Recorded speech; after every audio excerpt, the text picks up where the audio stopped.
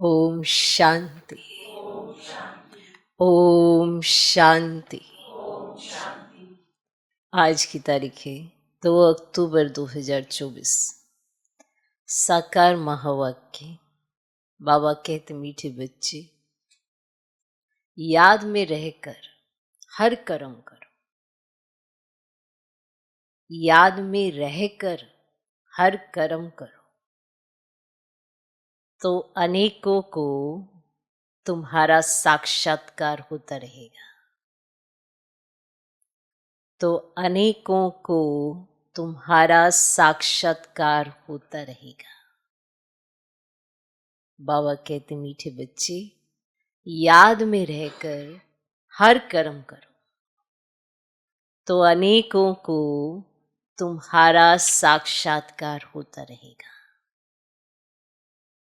हर कर्म याद में, ये बात याद रखनी है। हर कर्म याद में। कर्म तो करना ही है, तो क्यों ना याद में रहकर किया जाए। किस लिए कर रहे हैं, क्यों कर रहे हैं? सदा स्मृति रहे कि बाबा संग है तो कर पा रहे हैं। बाबा की स्मृति सदा हर कर्म में रहेगी तो हर कर्म सहज यादगार बनेगा, तो सबको साक्षात्कार होगा। तो तुम्हारा साक्षात्कार होता रहेगा। आज का प्रश्न, संगम युग पर किस विधि से अपने हृदय को शुद्ध बना सकते हो? संगम युग पर किस विधि से अपने हृदय को शुद्ध बना सकते हो? इस पे बाबा ने बहुत बार समझाया है। संगम युग पर किस विधि से अपने हृदय को शुद्ध बना सकते हो, माना पवित्र बना सकते हो? उत्तर, याद में रहकर भोजन बनाओ और याद में खाओ।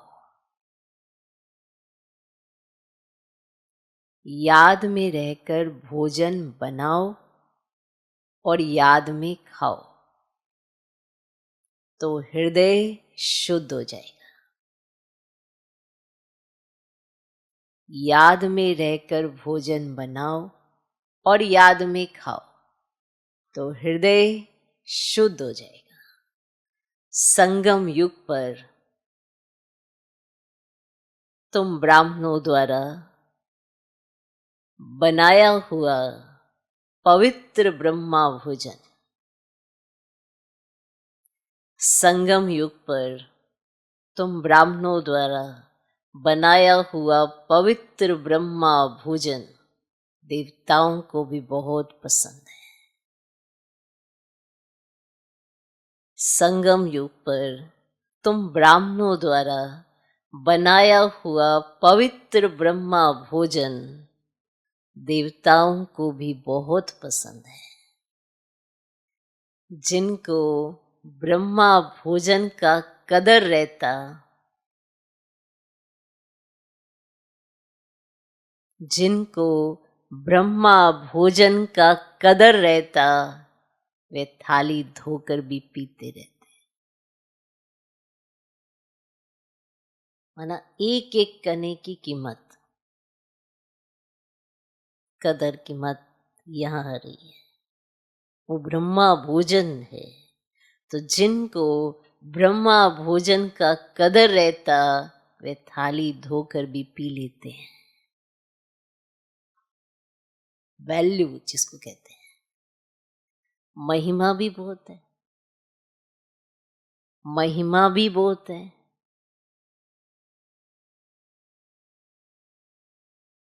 याद में बनाया हुआ भोजन खाने से ताकत मिलती है। याद में बनाया हुआ भोजन खाने से ताकत मिलती है। हृदय शुद्ध हो जाता है। हृदय शुद्ध हो जाता है। याद में बनाया हुआ भोजन खाने से ताकत मिलती है। हृदय शुद्ध हो जाता है।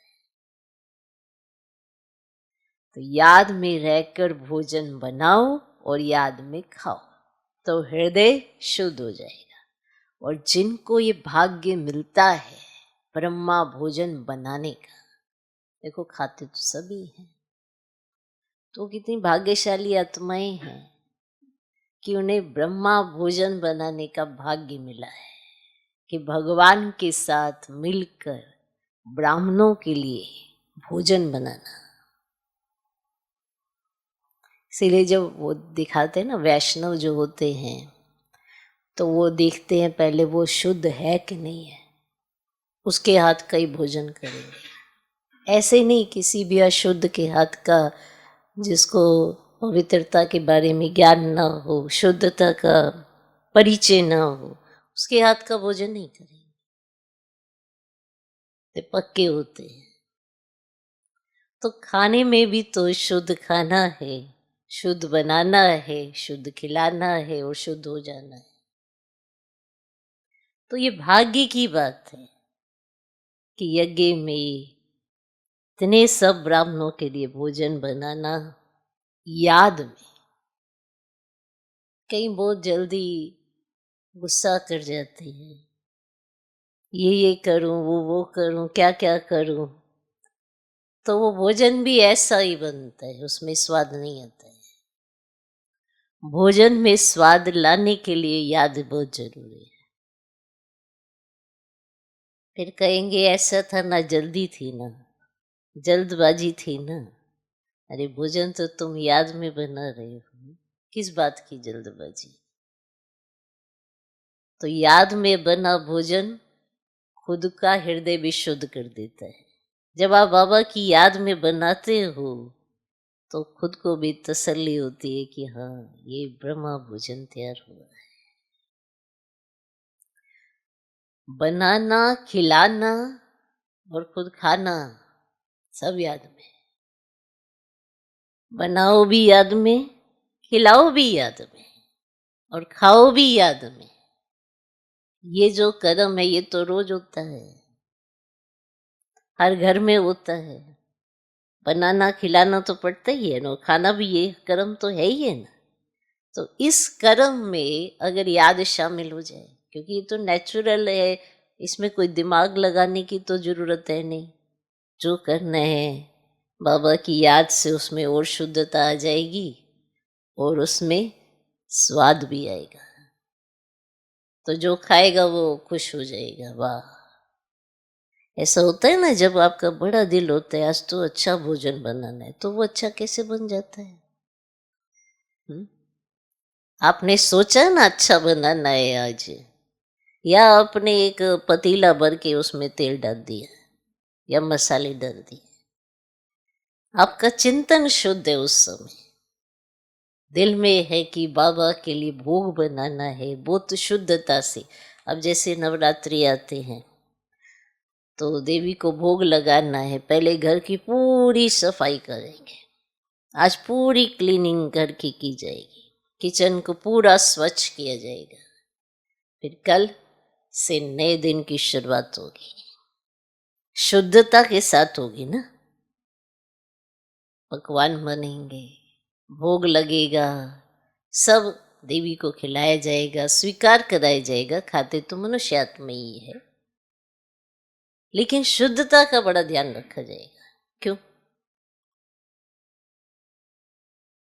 क्योंकि ऐसा ब्रह्मा भोजन हमने शुद्धता से स्वीकार करके तो देवी देवता पद पाया था।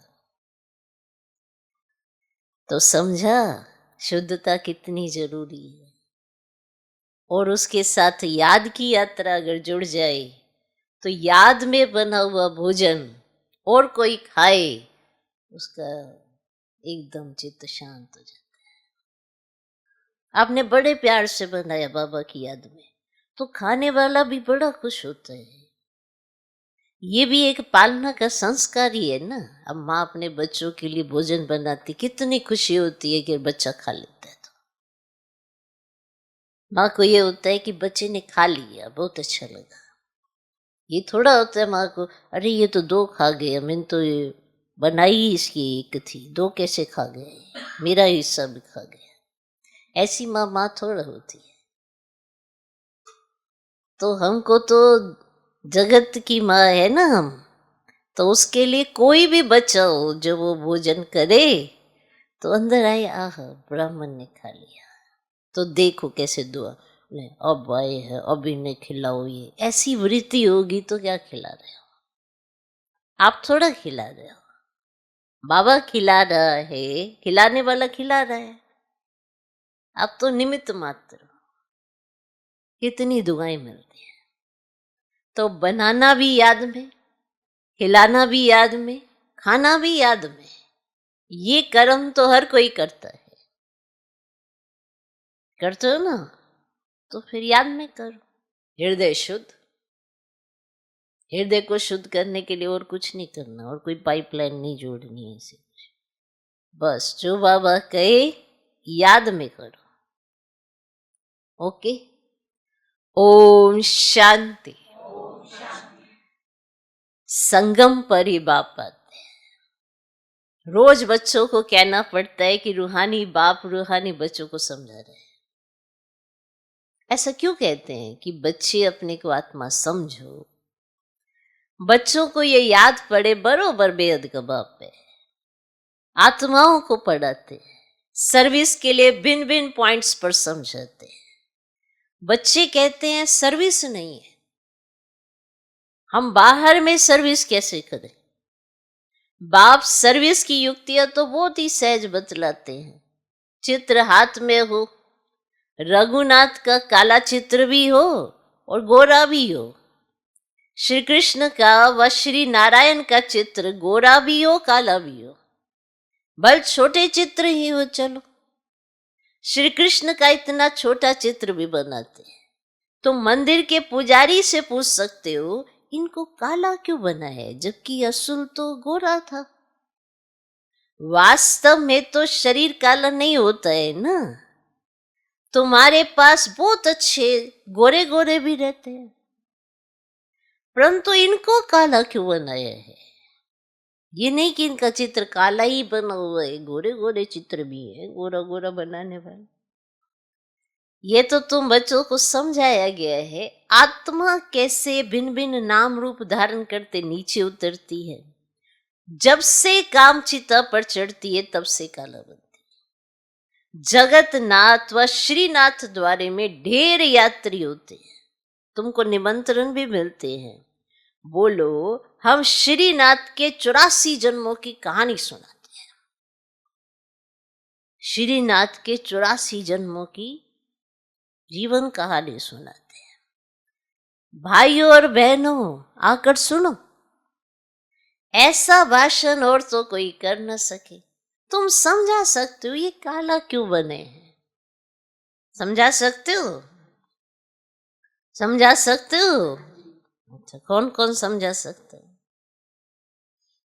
पक्का। अच्छा, तो हरि को पावन से पतित जरूर बनना है। देवताएं जब वाम मार्ग में गए हैं तब उन्हें काला बनाया है।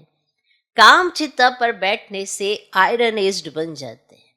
आयरन का कलर काला होता है, सोने का गोल्डन, उनको कहेंगे गोरे, वही फिर 84 जन्मों के बाद काले बनते हैं।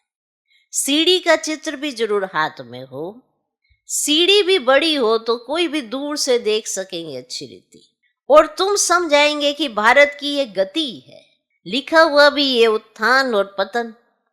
बच्चों को सर्विस का बहुत शौक होना चाहिए, समझाना है ये दुनिया का चक्र कैसे फिरता है, golden age, silver age, copper age, फिर ये पुरुषोत्तम संगम युग भी दिखाना है।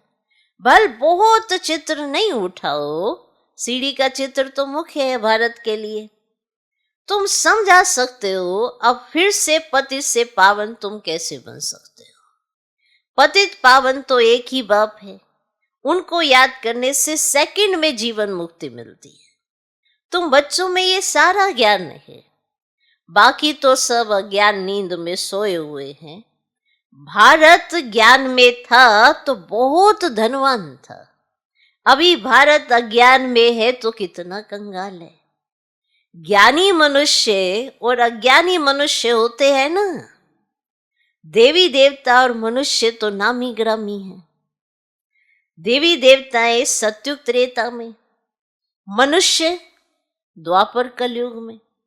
बच्चों की बुद्धि में सदैव रहना चाहिए सर्विस कैसे करें। वे भी बाप समझाते रहते हैं। सीढ़ी का चित्र समझाने के लिए बहुत अच्छा है। बाप कहते हैं ग्रस्त व्यवहार में रहो, शरीर निर्वाह के लिए धंधा आदि तो करना ही है, जिस्मानी विद्या भी पढ़नी है, बाकी जो टाइम मिले तो सर्विस के लिए ख्याल करना चाहिए। हम औरों का कल्याण कैसे करें। यहां तो तुम बहुतों का कल्याण नहीं कर सकते हो, यहां तो आते ही हो बाप की मुरली सुनने। जब अपने अपने स्थानों पर जाते हो तो दूसरों का कल्याण कर पाते हो ना। यहां तो किस लिए आते हो, बाप की मुरली सुनने। इसमें ही जादू है। बाप को जादूगर कहते हैं ना, गाते भी हैं मुरली तेरी में है जादू। तुम्हारे मुख से जो मुरली बजती है उसमें जादू है। मनुष्य से देवता बन जाते हैं। ऐसा कोई जादूगर होता नहीं सिवाय बाप के। और गायन भी है, मनुष्य से देवता किए करत न लागी वार। पुरानी दुनिया से नई दुनिया होनी जरूर है, पुरानी का विनाश भी जरूर होना है। इस समय तुम राजयोग सीखते हो तो जरूर राजा भी बनना है। अभी तुम बच्चे समझते हो 84 जन्मों के बाद फिर पहला नंबर जन्म चाहिए, क्योंकि वर्ल्ड की हिस्ट्री ज्योग्राफी रिपीट होती है। सतयुग त्रेता जो भी होकर गया है सो फिर रिपीट होना है जरूर। तुम यहां बैठे हो तो भी बुद्धि में ये याद करना है कि हम वापिस जाते फिर सत्व प्रधान देवी देवता बनते हैं, उनको देवता कहा जाता है। अभी मनुष्यों में दैवी गुण नहीं है तो सर्विस तुम कहां भी कर सकते हो, कितना भी धंधा आदि हो, ग्रस्त व्यवहार में रहते भी कमाई करते रहना है। इसमें मुख्य बात है पवित्रता की। प्योरिटी है तो पीस प्रॉस्पर्टी है। कंप्लीट प्योर बन गए तो फिर यहां नहीं रह सकते, क्योंकि हमको शांति धाम जरूर जाना है। आत्मा प्योर बन गई तो फिर आत्मा को इस पुराने शरीर के साथ नहीं रहना है। ये तो इम्प्योर है ना, 5 तत्व ही इम्प्योर है, शरीर भी इनसे ही बनता है। इनको मिट्टी का पुतला कहा जाता है। 5 तत्व का शरीर एक खत्म होता है दूसरा बनता है। आत्मा तो है ही, आत्मा कोई बनने की चीज नहीं है। शरीर पहले कितना छोटा फिर कितना बड़ा होता है, कितने ऑर्गेन्स मिलते हैं जिससे आत्मा सारा पार्ट बजाती है। यह दुनिया ही वंडरफुल है। सबसे वंडरफुल है बाप, जो आत्माओं का परिचय देते हैं। हम आत्मा कितनी छोटी हैं, आत्मा प्रवेश करती है, हर एक चीज वंडरफुल है। क्या है? वंडरफुल है। जानवरों के शरीर आदि कैसे बनते हैं, वंडर है ना। कैसे कैसे उनके शरीर होते हैं, वंडर है ना। आत्मा तो सब में वही छोटी है। हाथी कितना बड़ा है, उसका शरीर कितना बड़ा है हाथी का, आत्मा तो उतनी ही है। उनमें इतनी छोटी आत्मा जाकर बैठती है, समझा। होती तो आत्मा एक समारी ऐसी छोटी सी बिंदी होती है, कैसे इतना बड़ा हाथी। हाथी देखा है? बाप तो मनुष्य जन्म की बात समझाते हैं। ऐसे समझाने लगे तो जानवर तो कितने कितने हैं, इसलिए बाबा मनुष्य जन्म की बात समझाते हैं। मनुष्य कितने जन्म लेते हैं, 84 लाख जन्म तो है नहीं। समझाए जितने धर्म है उतनी वैरायटी बनती है। हर एक आत्मा कितने फीचर्स का शरीर लेती है, वंडर है ना। फिर जब चक्र रिपीट होता है, हर जन्म में फीचर्स, नाम, रूप आदि बदल जाते हैं। ऐसे नहीं कहेंगे कृष्ण काला कृष्ण गोरा, नहीं, उनकी आत्मा पहले गोरी थी, फिर 84 जन्म लेते लेते काली बनती है। तुम्हारी भी आत्मा भिन्न भिन्न फीचर्स, भिन्न भिन्न शरीर लेकर पार्ट बजाती है। ये भी ड्रामा है। तुम बच्चों को कभी भी कोई फिक्रात नहीं होनी चाहिए। क्या नहीं होनी चाहिए? फिक्रात नहीं होनी चाहिए। सब एक्टर्स हैं। एक शरीर छोड़ दूसरा लेकर फिर पार्ट बजाना ही है। हर जन्म में संबंध आदि बदल जाता है। तो आप समझाते ये बना बनाया ड्रामा है। आत्मा ही 84 जन्म लेते लेते तमो प्रधान बनी है। अब फिर आत्मा को सतो प्रधान बनना है। पावन तो जरूर बनना है। पावन सृष्टि थी, अब पतित है, फिर पावन होनी है। सतो प्रधान तमो प्रधान अक्षर तो है ना। सतो प्रधान सृष्टि, फिर सतो रजो तमो सृष्टि। अभी जो तमो प्रधान बने हैं वही फिर सतो प्रधान कैसे बने, पति से पावन कैसे बने। बरसात के पानी से तो पावन नहीं बनेंगे। बरसात से तो मनुष्यों का मौत भी हो सकता है। मौत भी हो जाता है ना बरसात से। इतनी बरसात पड़ी, फ्लड्स हो जाती हैं, तो कितने डूब जाते हैं। अभी बाप समझाते रहते ये सब खंड नहीं रहेंगे। नेचुरल कैलेमिटीज भी मदद देंगी।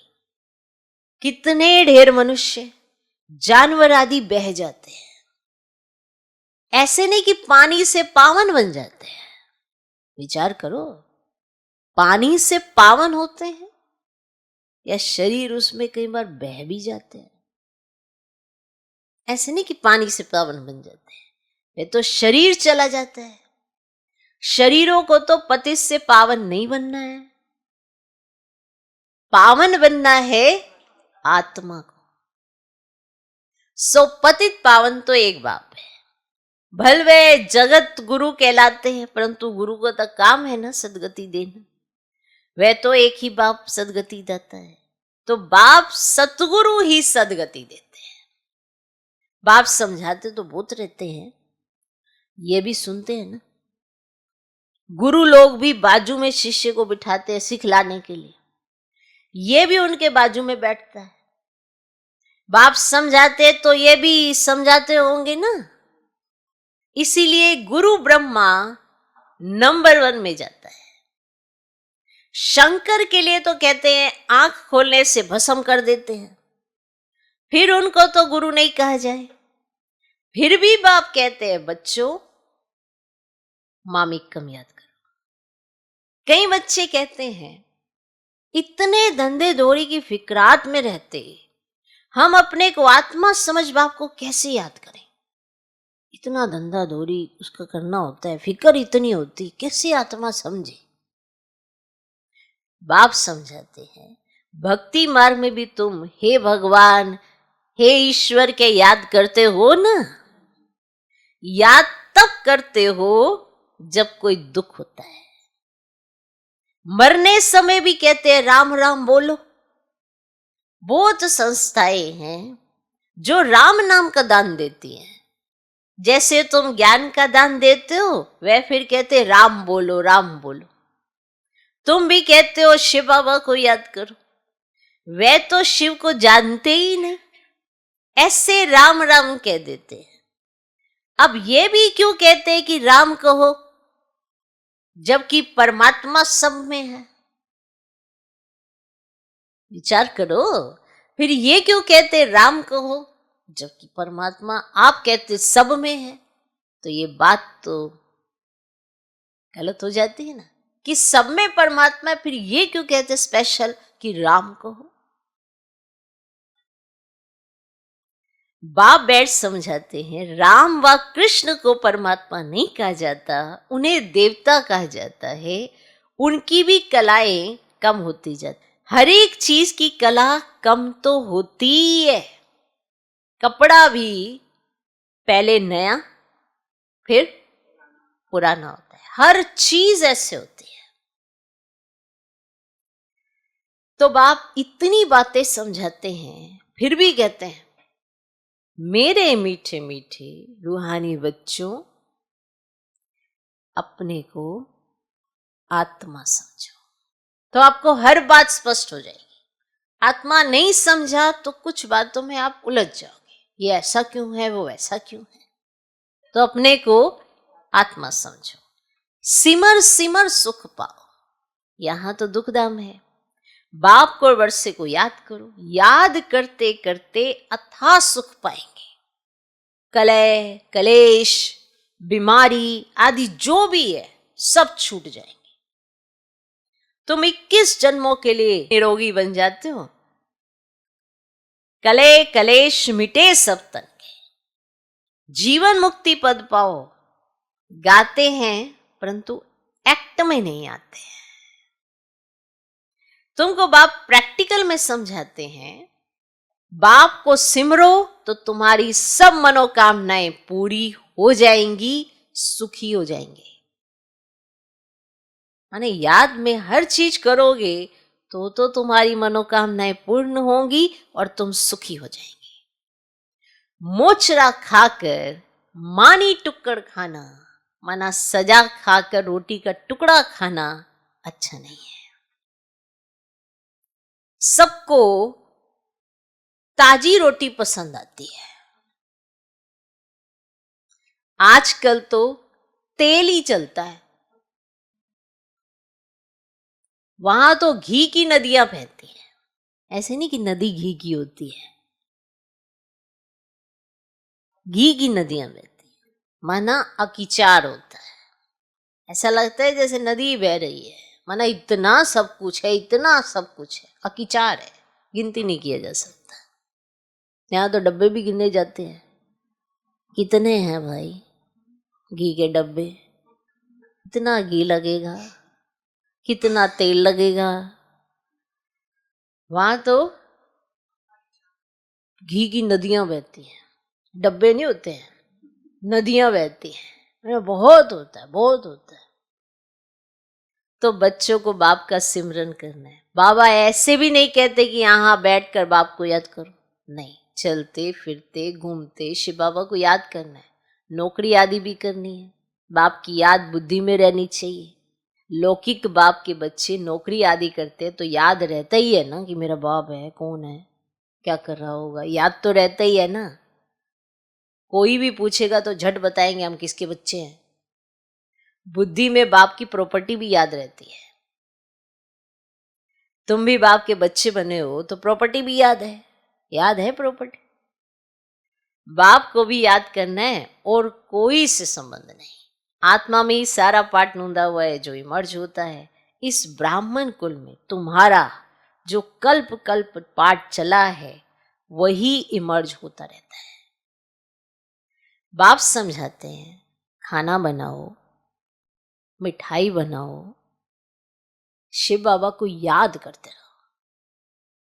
कुछ बनाने के लिए मना नहीं किया गया है, भले बनाओ पर याद में बनाओ। हम अपना याद में बनाएंगे तो कैसे नहीं उसमें स्वाद आएगा। तो बाप समझाते हैं, खाना बनाओ, मिठाई बनाओ, शिव बाबा को याद करते रहो। शिव बाबा को याद कर बनाएंगे तो मिठाई खाने वाले का भी कल्याण होगा। कहां साक्षात्कार भी हो सकता है, ब्रह्मा का भी साक्षात्कार हो सकता है। तो कहां साक्षात्कार भी हो सकता है, ब्रह्मा का भी साक्षात्कार हो सकता है। शुद्ध अन्न पड़ता है तो ब्रह्मा का, श्री कृष्ण का, शिव का साक्षात्कार कर सकते हैं। ब्रह्मा है यहाँ, ब्रह्मा कुमार कुमारियों का नाम तो होता है ना, बहुतों को साक्षात्कार होते रहेंगे क्योंकि बाप को याद करते हो ना। बाप युक्तियां तो बहुत ही बताते हैं, वे मुख से राम राम बोलते हैं, तुमको मुख से कुछ बोलना नहीं है। जैसे वे लोग समझते हैं गुरु नानक को भोग लगा रहे हैं, तुम भी समझते हो शिव बाबा को भोग लगाने के लिए बनाते हैं। बस जिसके अंदर ये भाव आ गया ना कि मैं जो बना रहा हूं वो शिव बाबा को भोग लगाने के लिए बना रहा हूं, बस फिर आप भूल जाओ कि वो कुछ गड़बड़ हो गई। कि आप जो बना रहे हो वो शिव बाबा को भोग लगाने के लिए बना रहे हो। शिव बाबा को याद करते बनाएंगे तो बहुतों का कल्याण हो सकता है। उस भोजन में ताकत हो जाती है। शिव बाबा को खिलाया है आपने, भावनाएं देखो चेंज हो गई ना, शिव बाबा के लिए बना रहे हो, शिव बाबा को खिलाना है, तो उस भोजन में ताकत हो जाती है। इसलिए बाबा भोजन बनाने वालों को भी कहते हैं शिव बाबा को याद कर बनाते हो। पूछते हैं बाबा ऐसे बनाते हो? लिखा हुआ भी है, जब भी भंडारे में जाओ या कहीं पर भी सब जगह लिखा है शिव बाबा याद है। याद में रहकर बनाएंगे तो खाने वालों को भी ताकत मिलेगी, हृदय शुद्ध होगा। ब्रह्मा भोजन का गायन भी है ना, ब्राह्मणों का बनाया हुआ भोजन देवताएं भी पसंद करते हैं, ये भी शास्त्रों में है। ब्राह्मणों का भोजन बनाया हुआ खाने से बुद्धि शुद्ध हो जाती है, ताकत रहती है। ब्रह्मा भोजन की बहुत महिमा है। ब्रह्मा भोजन का जिनको कदर रहता है थाली धोकर भी पी लेते हैं, बहुत ऊंच समझते हैं उसको। भोजन बिगड़ तो रह ना सके, फैमन में भोजन बिगड़ मर जाते हैं, जब अकाल पड़ता है ये सब कुछ होता है तो भोजन बिगड़े तो मर जाते हैं। आत्मा ही भोजन खाती है, इन ऑर्गन्स द्वारा स्वाद वह लेती है। अच्छा बुरा आत्मा ने कहा है ना, ये बहुत स्वादिष्ट है, ताकत वाला है, आगे चल जैसे तुम उन्नति को पाते रहेंगे वैसे भोजन भी तुमको ऐसा मिलता रहेगा। इसीलिए बच्चों को कहते हैं शिव बाबा को याद कर भोजन बनाओ। बाप जो समझाते हैं उसको अमल में लाना चाहिए ना। तुम हो पियर घर वाले, जाते हो ससुर घर, यहाँ पे कितनी मौज मस्ती कर रहे हो, फिर जाते हो ससुर घर। सूक्ष्म वतन में भी आपस में मिलते हैं, भोग ले जाते हैं, देवताओं को भोग लगाते हैं ना, देवताएं आते हैं, तुम ब्राह्मण वहां जाते हो, वहां महफिल लगती है। अच्छा, मीठे मीठे सिकिलदे बच्चों प्रति माता पिता बाप दादा का याद प्यार और गुड मॉर्निंग। रूहानी बाप की रूहानी बच्चों को नमस्ते। हम रूहानी बच्चों की भी रूहानी बाप को नमस्ते नमस्ते नमस्ते। Good morning good morning good morning. धारणा के लिए मुख्य सर पहला पॉइंट, किसी भी बात की फिक्रात नहीं करनी है।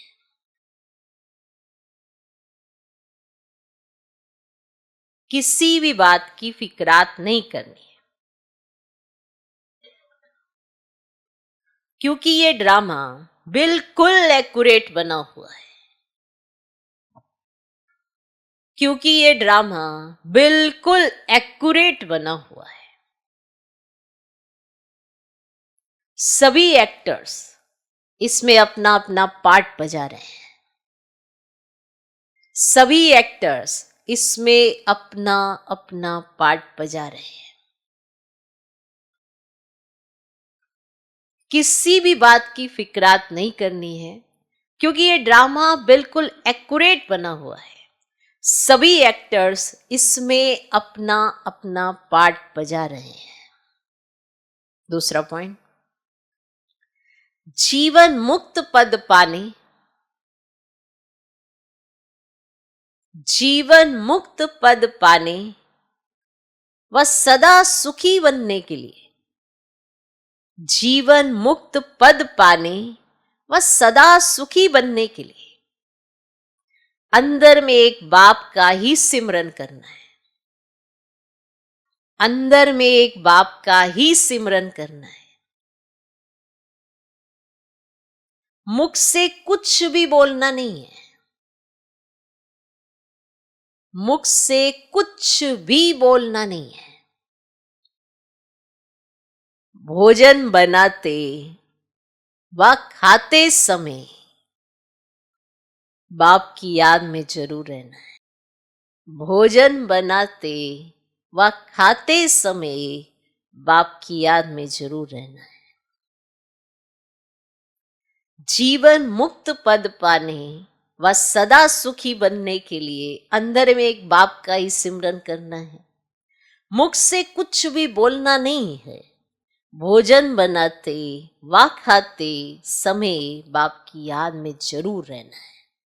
आज का वरदान, स्वार्थ, ईर्ष्या, स्वार्थ, ईर्ष्या और चिड़चिड़ेपन से मुक्त रहने वाले, क्रोध मुक्त हो। स्वार्थ, ईर्ष्या और चिड़चिड़ेपन से मुक्त रहने वाले, क्रोध मुक्त भव। स्वार्थ, ईर्ष्या और चिड़चिड़ेपन से मुक्त रहने वाले, क्रोध मुक्त भव। कोई भी विचार भले दो, जैसे संगठन में बैठे होते ना तो कहा जाता है आप अपने विचार दो, आप अपने विचार दो। कोई भी विचार भले दो, सेवा के लिए स्वयं को ऑफर करो, लेकिन विचार के पीछे उस विचार को इच्छा के रूप में बदली नहीं करो।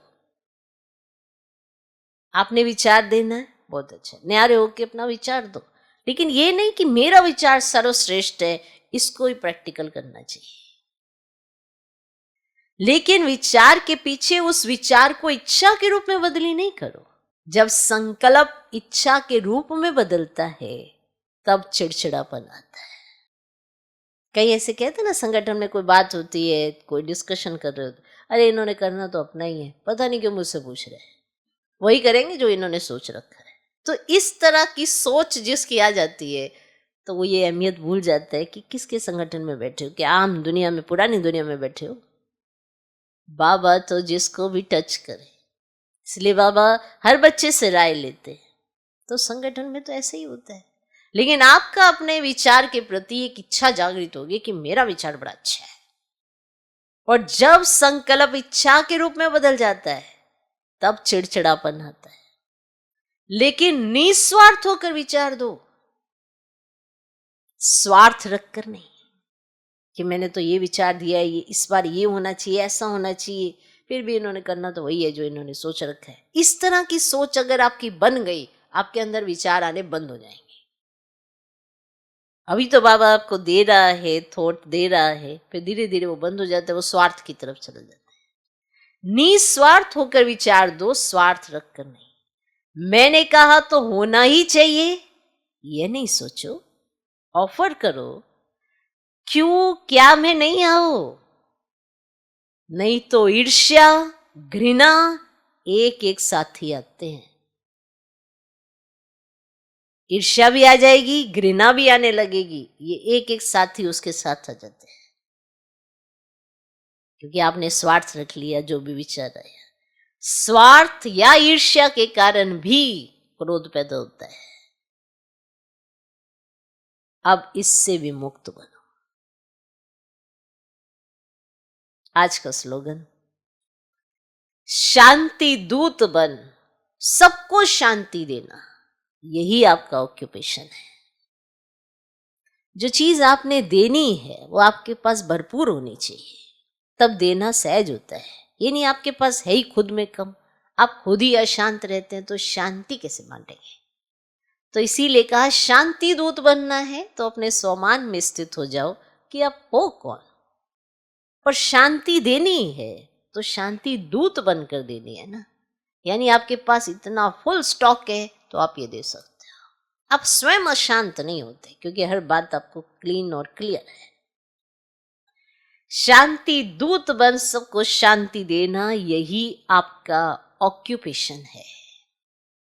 ओम शांति।